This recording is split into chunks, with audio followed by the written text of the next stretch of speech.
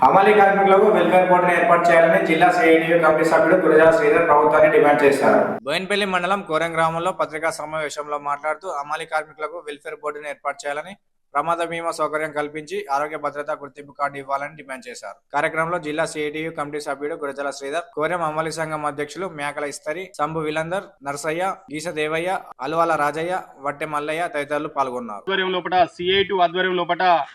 హమాలీ కార్మికులకు welfare board ఏర్పాటు చేయాలని గత కొన్ని సంవత్సరాలుగా గత ప్రభుత్వం లోపల ఇప్పుడున్న ప్రభుత్వంలో కూడా అనేక సందర్భాలలో పోరాటాలు చేసినా కూడా ఈ చిత్తశుద్ధి లేని ప్రభుత్వాలు కార్మికుల శ్రమ దోపిడి దోచుకుంటుందే తప్ప కానీ మరి కార్మికుల సంక్షేమం పట్ల ఏ ప్రభుత్వాలు కూడా పట్టించుకున్న పాపాన పోలేదు. మరి గత కొన్ని సంవత్సరాల నుంచి వీరికి వెల్ఫేర్ బోర్డు ఏర్పాటు చేయాలి, అలాగే ప్రమాద బీమా సౌకర్యం కల్పించాలి, అలాగే వాళ్ళకి ఆరోగ్య భద్రత కార్డు ఇప్పించాలని చెప్పి ఎన్నో సందర్భాలలో దఫలుగా గత ప్రభుత్వంలో టీఆర్ఎస్ ప్రభుత్వంలో కూడా పోరాటాలు చేసిన సందర్భాలు ఉన్నాయి. ఇప్పుడు కాంగ్రెస్ ప్రభుత్వం కూడా మేము అధికారంలోకి వస్తే కార్మికుల పక్షపాతం అని చెప్పుకుంటున్నాం. మరి ఇలా తెలంగాణ రాష్ట్రంలో కాంగ్రెస్ ప్రభుత్వం అధికారంలోకి వచ్చి సంవత్సర కాలం పూర్తిగా వస్తున్నా కూడా కార్మికుల విషయంలో కూడా ఎక్కడ కూడా స్పష్టత అనేది లేకుండా మరి ఎన్నో సంక్షేమాల రూపంలో కొన్ని వేల వందల కోట్లు ఖర్చు పెడుతుందని చెప్పుకుంటున్న ప్రభుత్వం మరి కార్మికుల సంక్షేమానికి మరి ఏమాత్రం కూడా శ్రద్ధ చేయకుండా మరి తూతు మంత్రంగా నిర్ణయాలు తీసుకుంటుంది తప్ప మరి కార్మికుల సంక్షేమం పట్ల ఎక్కడ కూడా ప్రభుత్వం పట్టించుకున్న పరిస్థితి లేదు.